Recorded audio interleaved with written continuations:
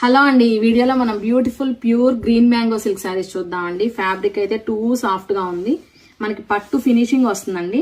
Both sides కూడా చక్కగా vintage borders వచ్చినాయి. కలర్ కాంబినేషన్స్ కూడా ఆసమ్ ఉన్నాయండి. ఆరెంజ్ విత్ పర్పుల్ కాంబినేషన్ లో చూస్తున్నాము.